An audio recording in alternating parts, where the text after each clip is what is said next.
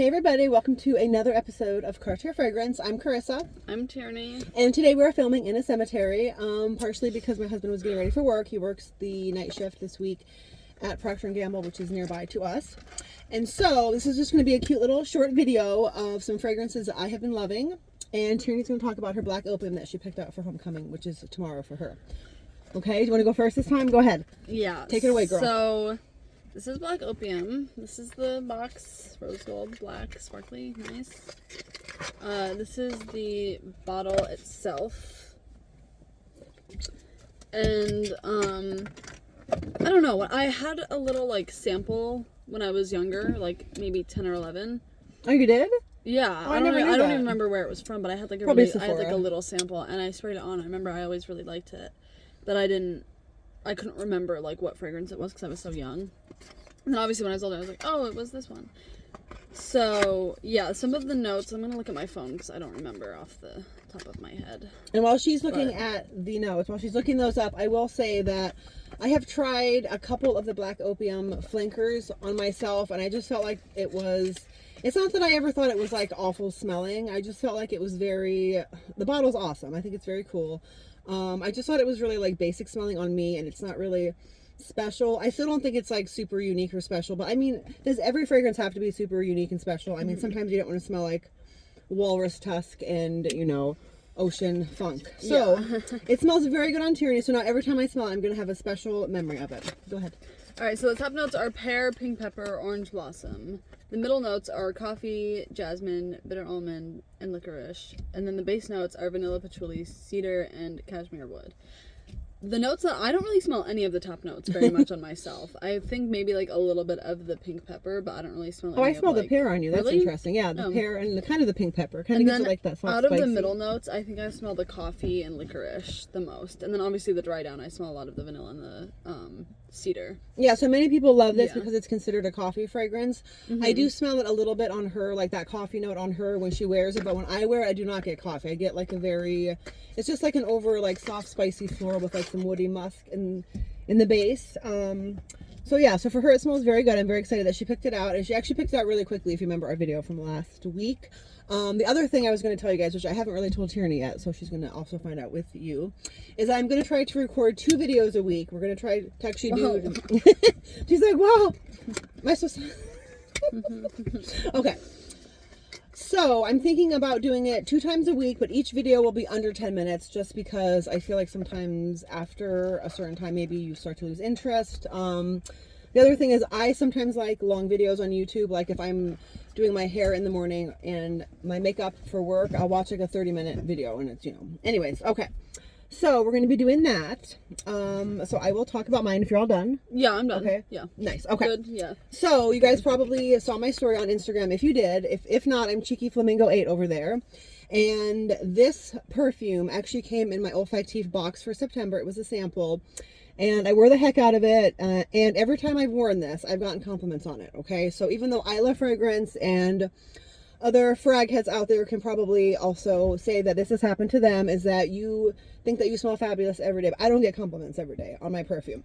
But whenever I wear this, I get compliments all the time from different people. This is another. It's like really weird marketing. It's supposed to be another, but they spelled it all like cool. Okay, so this is OR 2018, which I believe stands for Oriental 2018. I know that word is really trying to be phased out in the fragrance community for a lot of reasons. And I will be honest, when that movement came out at first, I was kind of confused, like, why does it matter? But then I started, reading, you read and you learn, and I'm like, okay, that kind of makes sense. Like, we really shouldn't call it Oriental because that's just not a word that you use anymore. And the Orient, as it was back in the day, actually covered, I don't even remember, like 68 different countries, and there's like different cultures and people, so we really should not lump them together and just, call it Oriental. So now we're trying to call it things like amber, spicy amber, which isn't really the same. So I think we're going to have to try to keep thinking of a good name. But anyways, okay, so this perfume is so good. I'm going to wear it a little bit today. I love it. Okay, so this is also very strong. I got this for under $100 at Olfactif.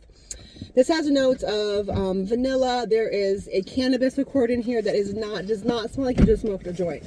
It smells very like herbal, but to me this is like a cannabis cupcake. Okay, it's sweet.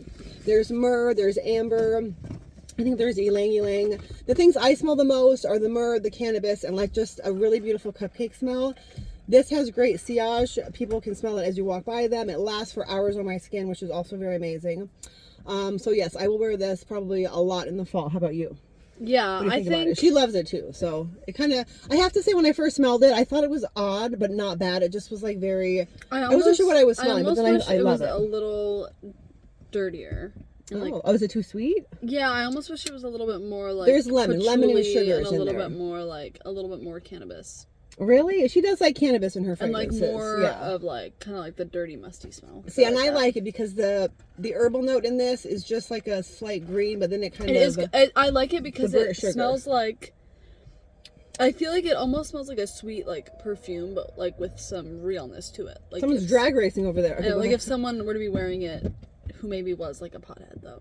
A pothead would wear this? Well, no, like a pot. Oh. It's almost like a pothead wearing like a sweet perfume. But they think it smells like you smoke pot though when you wear this? I mean, I think to me, okay, so to my nose, there's definitely almost like a natural odor to it, I guess, if that makes sense. Like kind of musky with like that herbal. Okay, to me, I think this is like a glamorous take on cannabis because I have smelled cannabis fragrances that smell more like actual cannabis, like maybe you smoked and then you tried to put on perfume to cover it up. I feel like this doesn't smell like that. And no, I would say nothing else in my collection smells like this. I agree. And I'm going to actually waste some right now. This sprayer is so good. And look at this. She's like, don't waste it.